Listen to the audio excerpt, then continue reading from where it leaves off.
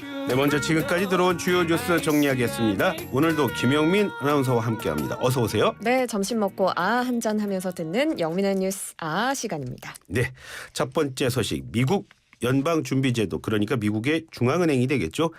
기준금리를 또 올렸습니다. 네, 그렇습니다. 지난 새벽에 미국의 중앙은행이죠. 연방준비제도가 연방공개시장위원회 FOMC 정례회의를 가진 후에 기준금리를 0.25%포인트 올린다고 밝혔습니다. 소폭 상승이기 때문에 베이비 스텝을 밟았다 이렇게 표현하기도 하잖아요. 이날 베이비 스텝 FOMC 위원들의 만장일치로 결정됐고요.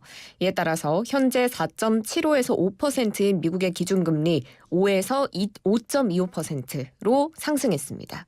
연준이 작년 3월 이후에 10회 연속으로 기준금리를 인상한 거고요. 따라서 미국의 기준금리 2007년 이후 16년 만에 최고 수준에 이르게 됐습니다. 네. 금리 인상의 배경은 어떻게 설명하던가요? 네, 연준은 성명을 통해서 이렇게 밝혔습니다. 경제 활동은 1분기에 완만한 속도로 확대됐다라고 평가했고 최근 몇 달간 일자리 증가는 견고했고 실업률은 낮은 수준을 유지했다. 다만 인플레이션은 여전히 높은 수준이라고 진단을 했는데요. 가계와 기업에 대한 엄격한 신용 상황은 경제 활동, 고용, 인플레이션에 부담을 줄 가능성이 있고 그 영향의 정도는 여전히 불확실하다. 연준은 인플레이션 위험에 상당히 주의하고 있다라고 금리 인상의 이유를 밝혔습니다. 지난 3월에 이 고금리 상황에서 미국 실리콘밸리 은행이 파산하기도 하는 등 경기 침체 우려가 조금씩 나타나기도 하지만 연준은 여전히 인플레이션에 대한 우려에 조금 더 무게를 두고 있는 것으로 보입니다. 금리 인상할 거라는 예상은 있었고요. 그보다 더 관심은 아마 추가적으로 금리 인상을 할 거냐 말 거냐에 더 관심이 있었을 것 같은데요. 네, 그렇죠? 그렇습니다. 연준이 이번에 베이비 스텝 아주 소폭 상승을 했잖아요. 이게 이어지고 있는 긴축 행진의 출구 전략이다. 이런 전망이 있더라고요.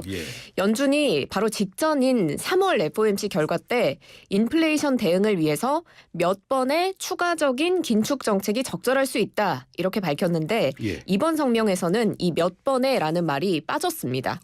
그리고 그 대신에 추가 긴축 정책의 적절한 정도를 결정하는데 다양한 요소를 고려하겠다. 이렇게 발언의 수위가 좀 낮아져서요. 시장은 금리 인상이 곧 중단될 수도 있다. 이렇게 신호로 받아들이고 있습니다. 그리고 제롬 파월 미 연준 의장은 오늘 FOMC 회의에서 금리 인상에 대한 지지는 매우 강했다라고 밝히면서도 우리가 거의 인상 종료에 가까워지고 있고 이미 와 있을 수도 있다. 물론 계속해서 데이터를 살펴보며 결정할 것이다 라면서 정해진 것은 없다고 말을 했습니다. 다만 동결에 대한 가능성은 조금은 시사하지만 기준금리 인하 가능성은 부인했고요. 월스트리트 저널은 연준이 미 경제의 경착륙을 막기 위해서 이르면 내달 금리 인상을 종료할 가능성도 있다라고 분석했습니다. 파월 의장 언제나 참 신중하게 말을 합니다.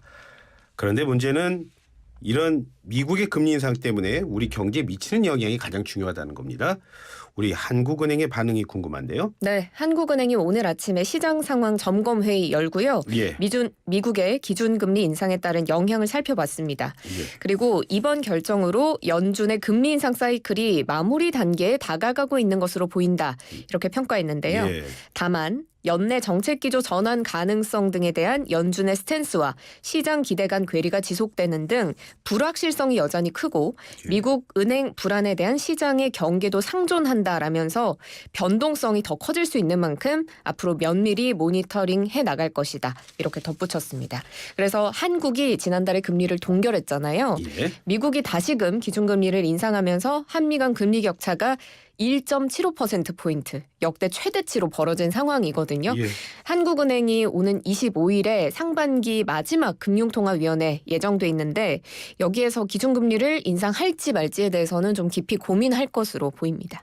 네, 연준이나 한국은행이나 다만 이런 말 나오면 또 깜짝깜짝들 놀랄 수밖에 없습니다. 비상금융위원회가 열리기도 했죠? 네, 비상거시경제금융위원회인데요. 추경호 부총리 겸 기재부 장관, 이창용 한국은행 총재, 김주현 금융위원회 위원장과 이복현 금융감독원 원장 등이 오늘 오전에 이 비상거시경제금융회의 열었습니다. 정부와 한은은 일단 연준이 조건부로 금리 인상 중단을 시사했기 때문에 우리 금융 외환 시장에 긍정적 요인으로 작용할 것으로 평가를 했습니다. 다만 아직 물가 상승에 대한 우려는 계속되고 있고 미국 은행 사태 때문에 글로벌 금융시장이 불안한 점을 고려해서 아직은 높은 경계심을 갖고 모니터링할 필요가 있다라고 강조하고 있는 상황입니다. 네, 다음 소식 알아보겠습니다. 기시다 후미오 일본 총리죠. 일요일 날 우리나라를 방문합니다. 만찬 일정이 나왔다고요?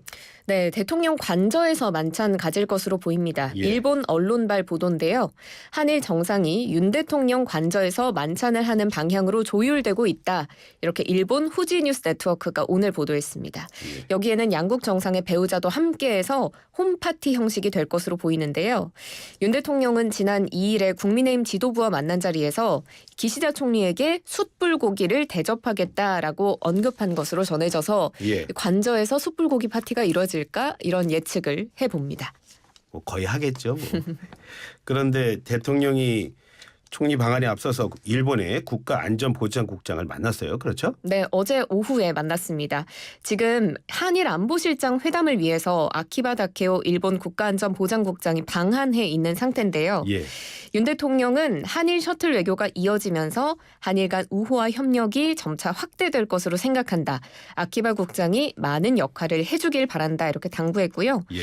아키바 국장은 최근에 수단의 한국 교민 구출 작전 때 한국 정부가 일본인들을 함께 이송해줘서 감사하다라는 메시지를 전했고 예. 윤 대통령의 국빈 방미 성공적이었다고 축하하기도 했습니다.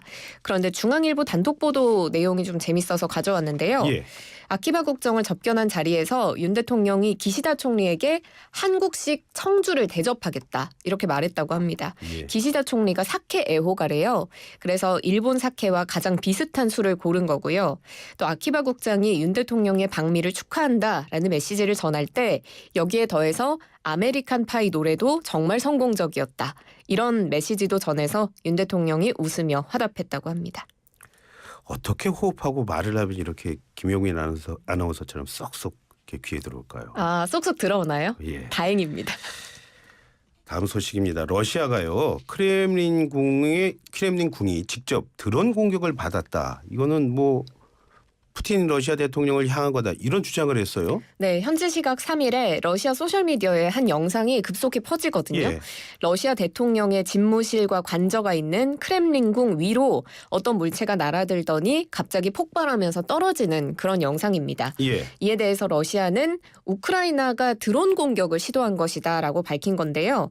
2대의 무인기가 크렘린궁을 겨냥했으나 군이 전자전 체제를 적절히 사용해서 이들을 무력화했다.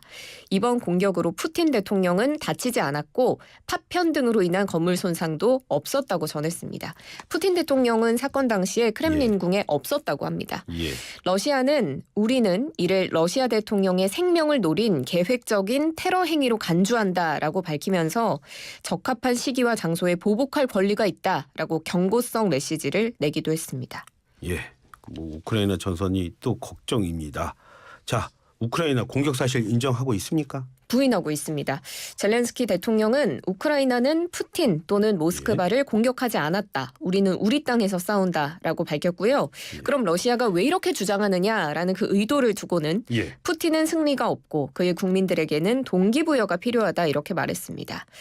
그리고 이번에 러시아가 이렇게 밝힌 게 우크라이나에 대한 테러 공격을 위해서 명분을 조작한 것이 아니냐 예. 이런 시각도 있더라고요. 러시아가 이번에 테러 행위를 계획한 혐의로 우크라이나 정보기관과 협력한 7명을 체포했다라고 밝힌 바가 있는데 예. 미하일로 포돌라크 우크라이나 대통령 고문이 오늘 보도와 동시에 이 용의자가 체포된 사실은 수일 내 러시아가 대규모 테러 도발을 예고하는 것이 분명하다 예. 이렇게 밝힌 겁니다. 예. 다음은 뭐 사건 사고 소식 좀 알아보겠습니다. 우리나라 여성이요 타이완에 여행을 갔다가 숨진 사건을 놓고 지금 말이 많아요. 네, 지난달 24일 오후에 예. 타이완의 남부 가오슝 첸진지구의 한 비즈니스 호텔 객실에서 우리나라의 30대 여성 이모 씨가 의식을 잃고 쓰러져 있는 걸 남자친구인 김 씨가 최초로 발견해서 신고했고요. 예. 이 씨가 병원으로 이송됐는데 숨졌습니다. 이 남자친구인 김 씨는 여자친구와 객실에서 술을 마시다 잠들었는데 아침에 눈을 떠보니까 숨을 쉬지 않고 침대에 있었다. 이렇게 말했다고 하고요. 아하. 이 숨진 이 씨, 남자친구 김 씨가 22일에 자유여행 형식으로 타이완에 도착했고 예. 25일에 귀국할 예정이었습니다. 예. 근데 용의자로 지목된 사람 함께 갔었던 남자친구인 거죠? 네, 최초 신고자가 용의자로 지목이 된 건데요. 예. 현지에서 경찰 조사를 받고 있습니다. 수사에 나섰던 경찰이 방 안에서 특이점을 찾지 못해서 법의학 검사를 진행했는데 예. 조사 과정에서 타살 가능성이 제기가 된 건데요. 부검 결과 이 씨의 신체에서 둔기에 맞았거나 벽에 부딪힌 것으로 추정되는 타박상 발견됐고 예. 호텔방 안에서 혈흔 2점도 나왔다고 합니다. 그리고 사건 다음 날에 이 남자친구 김 씨가 이 씨의 짐가방을 서둘러 한국으로 돌려보낸 점 이게 예. 또 증거 인멸을 위한 행동이 아니었느냐라는 의심을 샀고요. 타이완 검찰은 김 씨를 살인 혐의로 기소하고 구속영장 청구했는데 예. 다만 법원은 김 씨가 외국인인 점을 고려해서 예. 우리 돈으로 약 440만 원 상당의 보석금을 조건으로 보석을 허가했고요. 예. 다만 8개월간 출국 금지, 거주지 제한, 정기 신고를 명령했습니다. 타이완에 있으면서 현지 경찰 검찰에 이제 조사를 받게 되는 거죠? 네, 지금 받고 있는 상황입니다. 네. 다음 소식 알아보겠습니다. 어제 이 말씀 하셨는데 제주도에는 벌써 비가 많이 왔다고 그래요. 이제 오늘 전국이 이제 비의 영향권에 접어드는 거죠? 네, 제주 전남 지역 어제부터 비가 이어지고 있고요. 지금 현재도 이 지역은 시간당 20mm 안팎으로 비가 거세게 내리고 있습니다. 예. 오늘 밤부터는 전국에 비가 내리겠는데 전국에 내리는 비의 양도 꽤 많습니다. 수도권과 중부 지역 등에 많게는 120mm 가량 예. 내리겠고요.